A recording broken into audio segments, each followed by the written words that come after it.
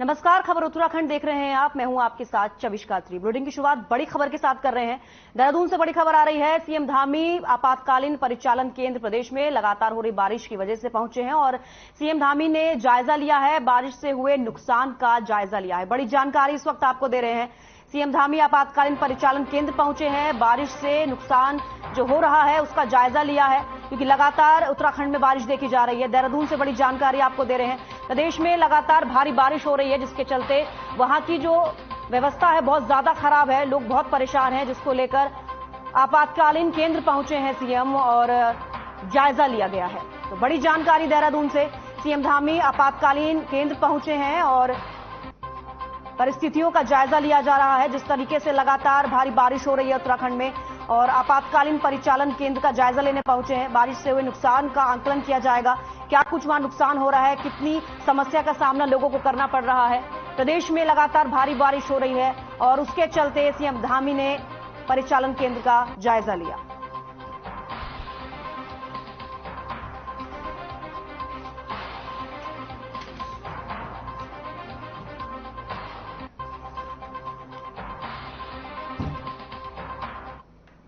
उत्तराखंड कांग्रेस के 3 नेताओं को केंद्रीय समिति में स्थान मिलने पर उत्तराखंड कांग्रेस ने खुशी जाहिर की है। इसके साथ ही उन्होंने सभी मनोनीत नेताओं को बधाई दी। उन्होंने कहा कि हरीश रावत, गणेश गोदियाल और कुलदीप जी को अलग अलग स्थान दिए गए हैं। उन्होंने बताया कि अलग अलग वर्ग का समावेश एआईसीसी में हुआ, जिसका लाभ प्रदेश को मिला। देखिए, उत्तराखंड कांग्रेस के 3 बड़े नेताओं को केंद्रीय समिति में स्थान मिला है। उसके लिए हम पार्टी हाईकमान का हार्दिक धन्यवाद भी व्यक्त करते हैं और तीनों हमारे वरिष्ठ नेताओं को उत्तराखंड कांग्रेस कमेटी की तरफ से बधाई भी देते हैं और शुभकामनाएं व्यक्त करते हैं। हमारे यहाँ माननीय हरीश रावत जी जो पूर्व मुख्यमंत्री हैं उनको स्थान मिला, आदरणीय गणेश गोदियाल जी जो हमारे पूर्व अध्यक्ष हैं उनको स्थान मिला और आदरणीय गुरदीप सिंह सप्पल जी तो इसी प्रदेश के रहने वाले, हमारे एआईसीसी के मेंबर भी इसी प्रदेश से, उनको भी स्थान मिला है। तीनों नेताओं के सम्मिलित होने से हर वर्ग और हर क्षेत्र को क्षेत्र का समावेश एआईसीसी में हुआ है। उसके लिए हम अखिल भारतीय कांग्रेस कमेटी का पुनः हार्दिक आभार व्यक्त करते हैं। देखिए, उत्तराखंड कांग्रेस के 3 बड़े नेताओं को केंद्रीय समिति में स्थान मिला है। उसके लिए हम पार्टी हाईकमान का। तो सीएम पुष्कर सिंह धामी ने वसूली लेने के निर्देश दिए हैं। 1900 करोड़ की वसूली ली जा चुकी है। आपको बता दें कि सीएम पुष्कर सिंह धामी ने ये आदेश दिए हैं। मुख्यमंत्री पुष्कर सिंह धामी की वसूली बढ़ाने के निर्देशों के बाद अल्मोड़ा में भी राजस्व विभाग ने वसूली प्रक्रिया तेज कर दी है और इसी क्रम में आयकर विभाग ने 19 करोड़ से अधिक की वसूली भी की है। आयकर विभाग के आला अधिकारियों ने बताया कि जिले में 3000 व्यापारी रजिस्टर हैं। इनमें से 134 व्यापारियों को वेट बकाया होने पर 134 को नोटिस जारी किया गया है। इनसे 6 करोड़ से अधिक रुपयों की वसूली करनी है।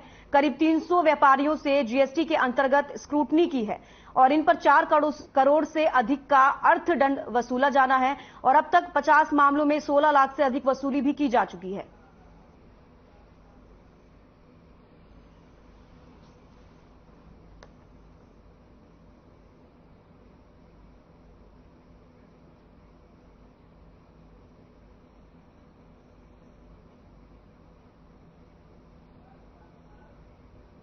दे रखा है और लगभग 6 करोड़ से ज्यादा की वसूली उसमें की जानी है। हाँ, लगभग जो है 300 से ऊपर जो है व्यापारियों की हमने जीएसटी के अंतर्गत स्क्रूटनी की है और 4 करोड़ 22 लाख का हमने अर्थदंड उसमें आरोपित किया है और उसमें जो है 50 मामलों में लगभग 16 लाख से अधिक की वसूली कर ली गई है। तो उत्तराखंड के हल्द्वानी में निजी स्कूल में बच्चों को, जो नेत्र योगी बच्चे हैं, उनको 186 चश्मे वितरित किए गए हैं और साथ ही इस कार्यक्रम में कई लोग मौजूद रहे। आपको बता दें कि उत्तरांचल उत्थान परिषद की ओर से हल्द्वानी के एक निजी स्कूल में 186 नेत्र रोगियों को निःशुल्क चश्मे वितरित किए गए। वरिष्ठ बीजेपी नेता और संस्था के संस्थापक मनोज पाठक ने दीप प्रज्वलित कर कार्यक्रम का शुभारंभ किया। इस दौरान भारी संख्या में लोग मौजूद रहे। बता दें कि 15 दिन पूर्व वरिष्ठ बीजेपी नेता और उत्तरांचल उत्थान परिषद के संस्थापक मनोज पाठक की ओर से हल्द्वानी के राजपुरा क्षेत्र में एक निःशुल्क नेत्र शिविर लगाया गया था, जिसमें 300 से अधिक लोगों की निःशुल्क नेत्र जांच कराई गई थी। जहां जांच के दौरान लगभग 186 मरीज नेत्र रोग से ग्रस्त पाए गए, जिनको उत्तरांचल उत्थान परिषद के सौजन्य से निःशुल्क चश्मे वितरित किए गए। इधर कार्यक्रम में दूर दराज से आए लोगों को जलपान की व्यवस्था की गई। इस अवसर पर स्कूल की महिला स्टाफ ने संस्था के संस्थापक मनोज पाठक को राखी पहनकर उन्हें शुभकामनाएं देते हुए उनके उज्जवल भविष्य की कामना की।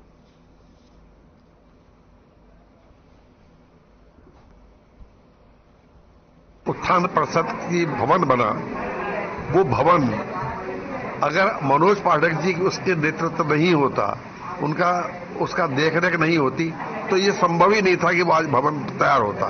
और आज भी उस पर जितना समय देते हैं, जितना उसके लिए अपना त्याग करते हैं, तन से, मन से, धन से, उसके बारे में चिंतन करते हैं। कोई भी कार्य हो, उसमें अगर चिंतन मनन नहीं होगा तो जिंदगी भर कभी भी सफल नहीं होगा। इसके लिए का सारा श्रेय, एकमात्र श्रेय सिर्फ उनको जाता है, ताकि वो और लोगों की व्यवस्था उसमें जोड़ते हैं और उसको सहयोग देते हैं और उसके लिए अपना समर्थ लगाते हैं। आज उन्हीं के नेतृत्व में राजपुरे में एक कैंप लगा। उस कैंप में जो है वो आंखों का टेस्टिंग हुई। 186 लोगों को चश्मा मिले करके ऐसा तय किया गया। आज उसका वितरण था। उत्तरांचल उत्थान परिषद के माध्यम से पूरे प्रदेश के साथ साथ जो मुख्य धारा नैनीताल जिले में बह रही है, उसके मुख्य प्रणेता और यहाँ पर बहुत ही सामाजिक रूप से विस्तृत काम करने वाले हमारे बड़े भाई मनोज पाठक जी का स्नेह सभी को मिल रहा है। जैसे कि यहाँ पर बहुत बड़ी लाइब्रेरी का संचालन भी इनके द्वारा होता है और अनेक विद्यार्थियों को इसका लाभ मिल रहा है। ऐसे ही ये जो मेडिकल कैंप्स बीच में इनके लगे थे और राजपुरा क्षेत्र में जो इनके कैंप्स लगे, आज उनको चश्मा वितरण हुआ और बहुत उत्साहित हैं लोग कि इस तरीके के अभियान निरंतर यहाँ इन क्षेत्रों में चलते रहने चाहिए। 5 तारीख को उत्तरांचल उत्थान परिषद के तत्वाधान में हमारे राजपुरा क्षेत्र में एक बृहद आंखों का स्वास्थ्य का शिविर लगाया गया, जिसमें आंखों की जांच हुई। 672 पेशेंट देखे गए और 186 चश्मे लोगों के लिए चिन्हित किए गए। आज वो चश्मे बनकर आए हैं और ओरम स्कूल हल्द्वानी में उनका वितरण हो रहा है। मुझे लगता है बहुत उत्साहित है सब लोग और हमें साथ ही हमारे वरिष्ठ श्रीमान वेद जी, श्रीमान कस्तूरानंद जी, इन सब का आशीर्वाद प्राप्त हो रहा है। मैं श्रेष्ठ बधाई दूंगा जिनको।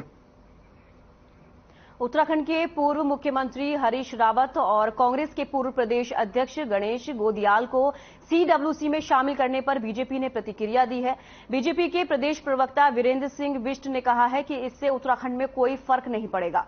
कांग्रेस में आपसी गुटबाजी चरम पर है। बागेश्वर उपचुनाव के लिए भी राष्ट्रीय दल होने की वजह से कांग्रेस को प्रत्याशी खड़ा करना पड़ेगा, और लेकिन इससे चुनाव में भी कोई फर्क नहीं पड़ेगा।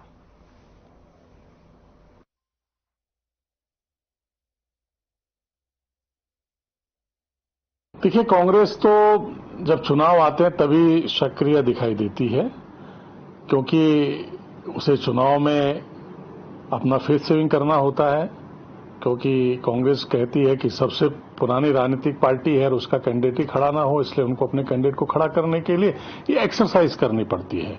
बाकी धरातल पर उनका कोई ऐसा काम नहीं है। उनका संगठन कहीं दिखाई नहीं दे रहा है। प्रदेश की उनकी कार्य समिति है, प्रदेश के पदाधिकारी अभी तक 2 साल हो गए, अभी तक उनका डिक्लेरेशन नहीं हुआ है और चुनाव सर पर है, उपचुनाव भी सामने हो रहा है। तो जहां तक उनके 2 लोगों को सीडब्ल्यूसी का सदस्य बनाया गया है, उनके लिए बधाई की पात्र है वो।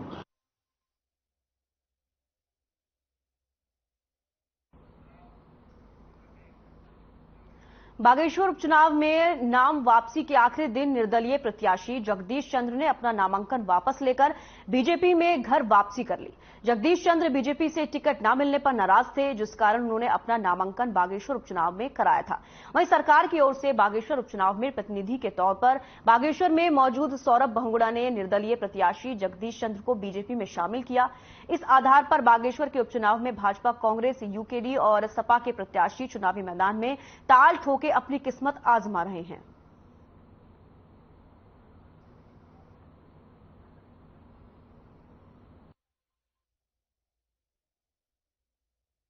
इसी कारणवश ये नाराज होकर पार्टी से अलग हो गए थे। बहुत पुराने पार्टी के सेवक रहे हैं, कार्यकर्ता रहे हैं और मैं इनका बहुत बहुत धन्यवाद करता हूं कि इन्होंने बागेश्वर के विकास के लिए और इस प्रदेश के हित में आज अपना नामांकन वापस लिया है और भारतीय जनता पार्टी के प्रत्याशी स्वर्गीय चंदन रामदास जी की धर्मपत्नी पार्वती दास जी को अपना समर्थन दिया है। विश्व की सबसे बड़ी पार्टी आपके बीच में है भारतीय जनता पार्टी और उसमें इतने सदस्य हैं, कहीं ना कहीं थोड़ी बहुत नाराजगी हो जाती है। घर की बात है, नाराजगी हुई थी। पार्टी के शीर्ष नेतृत्व ने, पार्टी के संगठन ने जगदीश भाई से बात करी और कहीं ना कहीं उनको भी अपनी गलती का एहसास हुआ और उन्होंने अपना नामांकन वापस लिया है और बागेश्वर के विकास के लिए उन्होंने वापस भारतीय जनता पार्टी का सपोर्ट किया है।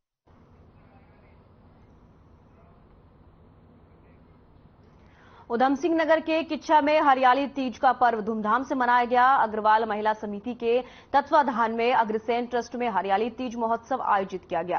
कार्यक्रम में सैकड़ों महिलाओं ने शिरकत की। इस मौके पर आयोजित कार्यक्रम में महिलाओं ने तमाम सांस्कृतिक कार्यक्रम प्रस्तुत करते हुए जमकर नृत्य किया। आयोजित प्रतियोगिताओं में महिलाओं ने बड़े उत्साह से प्रतिभाग किया। हरियाली तीज महोत्सव कार्यक्रम में महिलाओं ने तमाम स्टॉल लगाए गए। आयोजित कार्यक्रम के दौरान लगाए गए झूले पर भी महिलाओं ने जमकर झूले का लुत्फ उठाया। आर्टिफिशियल आभूषण, महिलाओं एवं बच्चों से संबंधित कपड़े और सामान की स्टॉल पर महिलाओं ने जमकर खरीदारी की।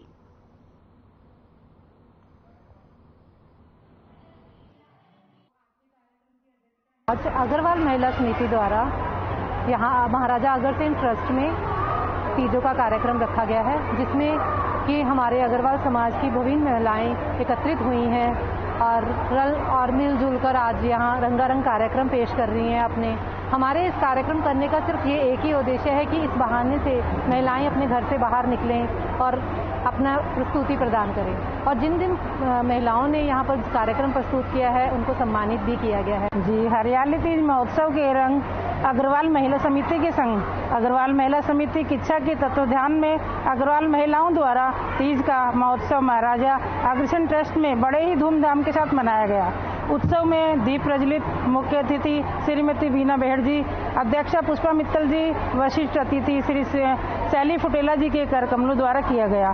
महिलाओं द्वारा विभिन्न प्रकार की हरियाणवी, राजस्थानी नृत्य नाटिकाएं प्रस्तुत की गई, जिसमें सभी आनंदित व मंत्रमुग्ध हो गए। उत्सव में सावन की रानी को घोषित किया गया।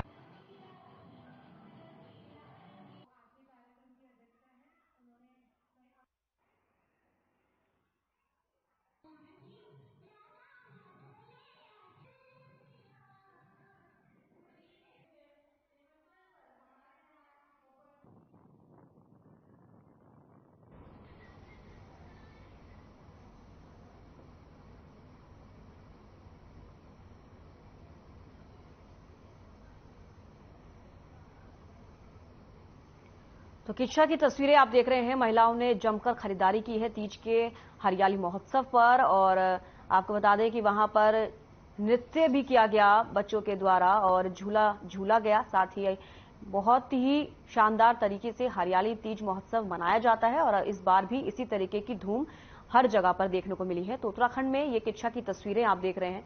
हरियाली तीज में किस तरीके से लोग यहाँ पर नृत्य करते हुए नजर आ रहे हैं और अपने अपने तरीके के अंदाज में ये हरियाली तीज महोत्सव मनाया जाता है और इसी तरीके से यहां पर भी मनाया गया।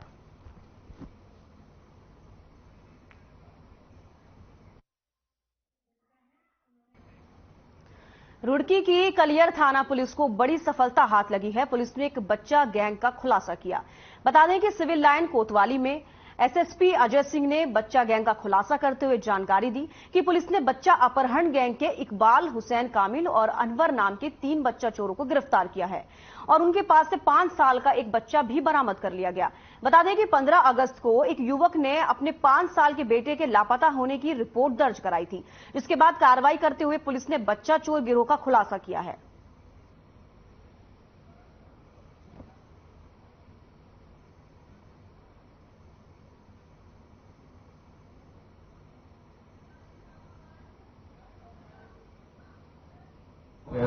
और इस संबंध में थाने पर अपहरण का मुकदमा दर्ज कर लिया गया था। चूंकि पूर्व में भी कलियर क्षेत्र से समय समय पर बच्चे की गुमशुदगी और अपहरण की मामले दर्ज थे, इस मामले को गंभीरता से लेते हुए चूंकि अभी कुछ माह पूर्व भी मई जून में भी बच्चा एक चोरी हुआ था, इसको देखते हुए अलग अलग टीमें हमारी इसमें काम कर रही थी और इसमें हमारी थाने की अलग से टीम लगी हुई थी, एसओजी की अलग से टीम थी और कुछ टेक्निकल टीमें हमने लगाई थी जिसमें सारे डेटा को हम कलेक्ट कर रहे थे। इसके आधार पर जो है इस बच्चे को बरामद किया गया मुरादाबाद से और इसके 3 लोग इसमें गिरफ्तार किए गए, इकबाल, अनवर और कामिल।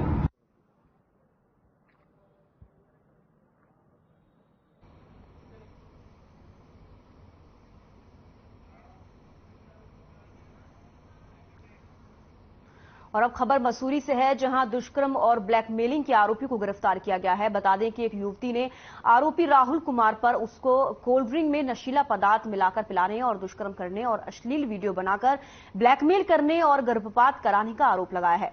मामले को लेकर पुलिस ने एक टीम का गठन किया था, जिसके बाद आरोपी को गिरफ्तार कर आगे की कार्रवाई की जा रही है।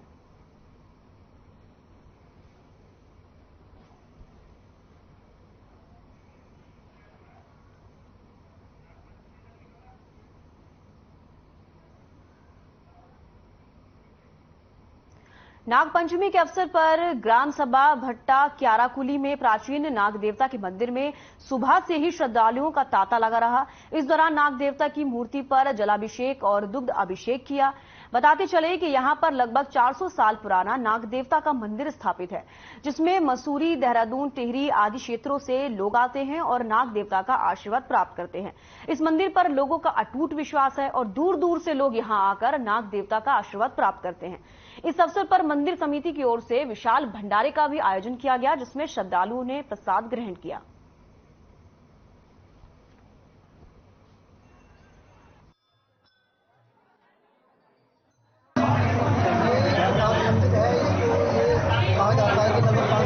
पुराना है और ये मसूरी सबसे पहले का ये यारकुली गाँव बसा हुआ है।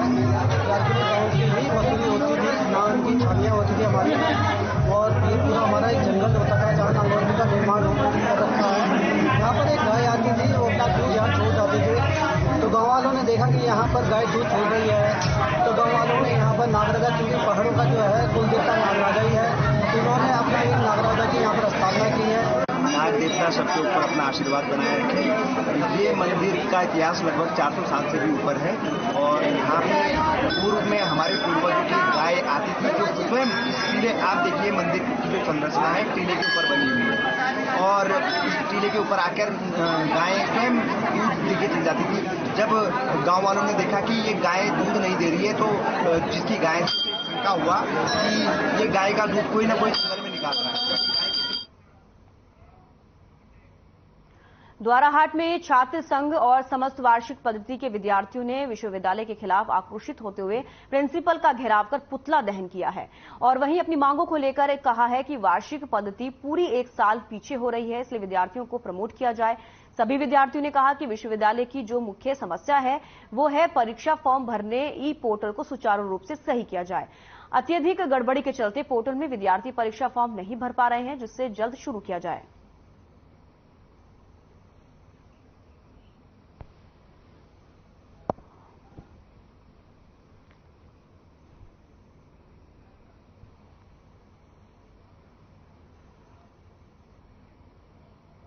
कोटद्वार में लोगों को नदी नालों को अपनी जान जोखिम में डालकर पार करना पड़ रहा है। मंगलवार को सुबह भारी बारिश के बाद उफान पर आए सिंगड़ी स्तोत्र को एक कार चालक ने जबरदस्ती पार करने की कोशिश की, लेकिन जब कार चालक कार सहित नाले में बहने लगा तो उसने कार से कूदकर अपनी जान बचा ली।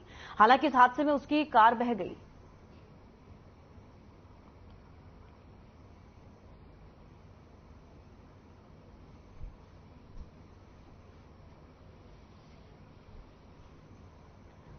उत्तराखंड में लगातार नदी जो है उफान पर है। कोटद्वार की तस्वीरें आप देख रहे हैं कि नदी नाले किस तरीके से उफान पर हैं और ऐसे में नदी में एक युवक की कार बही है। ये तस्वीरें आप देख सकते हैं कि नदी नाले किस तरीके से उफान पर हैं और लोग अपनी जान को जोखिम में डालकर इस तरीके से उन्हें पार करने की कोशिश करते हैं और उसके बाद उनकी जो हालत होती है वो तस्वीरों में आप देख सकते हैं किस तरीके से ये कार बहती हुई जा रही है।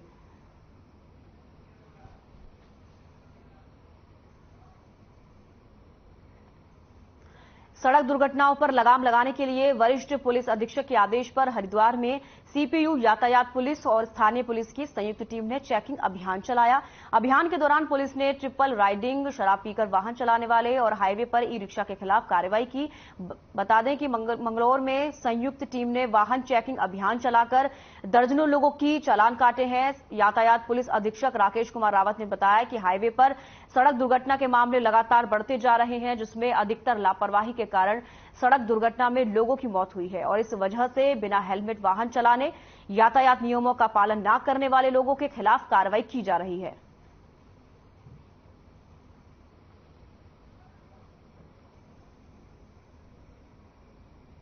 हमारे एसएसपी महोदय के निर्देशानुसार सड़क दुर्घटनाओं पर अंकुश लगाने के लिए और लोगों को यातायात के नियमों से जागरूक कराने के लिए सीपीयू, यातायात पुलिस व थाना पुलिस, स्थानीय थाना पुलिस के एक संयुक्त चेकिंग की जा रही है, जिसमें लोगों को अवेयर भी किया जा रहा है। और ये ट्रिपल राइडिंग हो गए, आपका ड्रंक एंड ड्राइव, शराब पी के जो वाहन चलाते हैं उनके खिलाफ कार्रवाई की जा रही है। अन्य सभी लोगों के खिलाफ जो सभी एमवी एक्ट का उल्लंघन कर रहे हैं सभी खिलाफ कार्रवाई की जा रही है। खास करके ई रिक्शा के खिलाफ विशेष रूप से अभियान चलाया जा रहा है। हाईवे पर ई रिक्शा का चलन बिल्कुल मना है।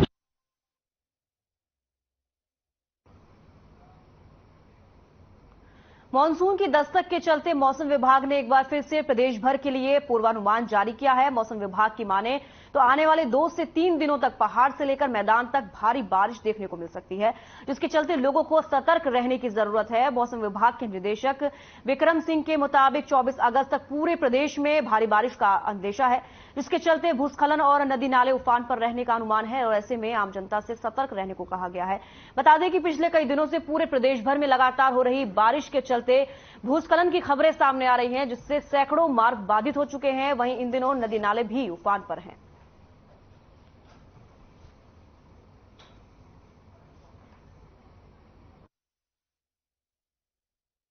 मौसम की बात करें उत्तराखंड के लिए, आज 21 अगस्त आपका है। पास्ट 24 आवर्स में तो हमारा जो एक्टिविटी ओवरऑल अगर देखें उत्तराखंड के लिए तो वीक थी। हाँ, देहरादून डिस्ट्रिक्ट में थोड़ी अच्छी रेंज मिली है, हैवी रेंज भी सहस्त्रधारा वगैरह जो एरिया है उसमें मिली थी। बाकी ठीक है, मॉडरेट तक की ही रेंज से है। अब आगे देखते हैं 21 और 22 की अगर बात कर लें तो इसमें जो हैवी से वेरी हैवी रेंज है उसकी संभावना है, जिसमें कि आपके देहरादून, टिहरी, पौड़ी, नैनीताल, चंपावत ये डिस्ट्रिक्ट को रखा गया है। और हैवी रेंज की बात करें तो उसमें हरिद्वार है, उधम सिंह नगर है, या फिर अंदर के डिस्ट्रिक्ट में देखें तो चमोली, बागेश्वर या पिथौरागढ़ को भी कह सकते हैं कि कदर जगह नहीं मिलेगी। कल भी स्थिति ऐसी रहने वाली करीब करीब जो है, तो आप ये कह सकते हैं जिसमें हैवी वेरी हैवी है डिस्ट्रिक्ट तो उसमें तो हमने थोड़ा और रखा है अलर्ट जो है, और बाकी जिसमें हैवी रखा है या थंडरस्टॉर्म विद इंटेंस शावर है तो उसमें येलो किया गया है। मंडल मुख्यालय पौड़ी की श्रीनगर राष्ट्रीय राजमार्ग पर जिला प्रशासन ने एक बार फिर से अतिक्रमण हटाने की कार्रवाई शुरू की है, जिससे पूर्व लोगों को प्रशासन की ओर से नोटिस भी जारी किए गए थे। सोमवार को जिला प्रशासन, नगर पालिका और एनएच की संयुक्त टीम ने श्रीनगर राष्ट्रीय राजमार्ग पर अवैध रूप से बने खोखों को हटाने की कार्रवाई शुरू की, लेकिन उन्हें लोगों का विरोध झेलना पड़ा और इस दौरान प्रशासन और कुछ महिलाओं के बीच तीखी नोकझोंक भी हुई। नगर पालिका अध्यक्ष यशपाल बिना मौके पर पहुंचे और उन्होंने भी मामले को सुलझाने की कोशिश की, लेकिन प्रशासन की टीम अतिक्रमण हटाने को लेकर डटी रही, जिसको लेकर प्रशासन की ओर से खोखों की बिजली काटकर तत्काल व्यवसायियों से सामान समेटकर खोखों को खाली कराने की मुनादी भी की गई।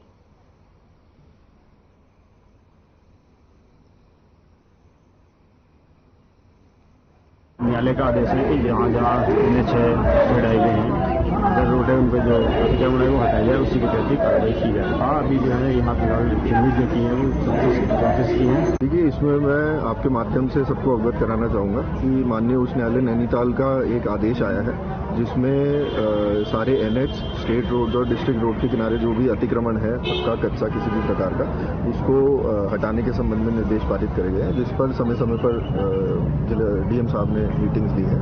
और आज यहाँ पे जो दुकानें हैं, जो 30 फूड दुकानें हैं, उनको नोटिस पूर्व में ही 2 बार दिए जा चुके हैं। और आज इन दुकानों को यहाँ से समय दिया गया था हटने के लिए, लेकिन बहुत कम लोगों के द्वारा ही सामान अपना खुद यहाँ से हटाया गया।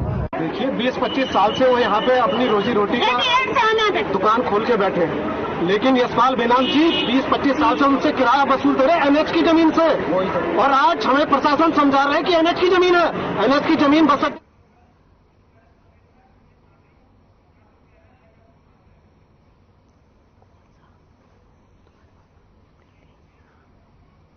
जब तक तुम्हारा वोट बैंक रहेगा तब तक ये तुम्हारे रहेंगे, और जब तुम से छिड़केंगे तो तुम इनको साइड कर दोगे। पहले इनकी व्यवस्था करो, हम ये नहीं कर रहे इसको मत तोड़ो, इनकी व्यवस्था करके दो तब तोड़ो। ये कहाँ जाएंगे? इनके बच्चे कल को भूखे मरेंगे तो इनकी कौन देखेगा उन्हें? अभी थोड़ी देर पहले मेरी डीएम साहब से मुलाकात हुई है इस संदर्भ में, और उन्होंने हमें 2 दिन का समय दिया है। उनका भी ये बोलना है कि ये हमारा नहीं है, हाईकोर्ट माननीय हाईकोर्ट का आदेश है और उस पर कार्रवाई होनी है। तो 32-34 दुकानदार कहाँ जाएंगे? हम टैक्स देते हैं, सब कुछ देते हैं, ऐसा नहीं कि हम बिजली का बिल देते हैं, नगर पालिका का टैक्स जाता है, हमारे पास रसीदें हैं, है ना। जब यहाँ पे पिछली बार भी बुलडोजर आया था, नगर पालिका ने अपने नाम ने खुद बोला था इनको मैं यहाँ पे स्टेशन आज बोल रहा हूँ मैं इनको दुकान नहीं दूंगा। आज यहाँ पे बिल्कुल ना साबित हो रहा है, पहले अलाउंस कराए कि दुकानों को तोड़ दो। कहाँ जाएंगे हम? हमको आश्वासन नहीं देता, हम आश्वासन नहीं देते। तो सीधे ले चलते हैं आपको दिल्ली, जहां पर CM Pushkar Singh Dhami investor summit में क्या कुछ कह रहे हैं आपको सुनवाते हैं।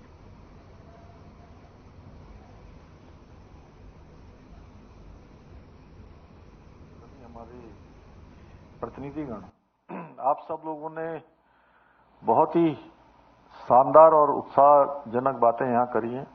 विवेक जी ने बहुत शानदार इनका सबका संयोजन किया, सबको एक एक करके यहाँ पर सबके विचार हम सब लोगों के सामने रखे। मैं सबका धन्यवाद करता हूँ कि आप लोगों ने बहुत ही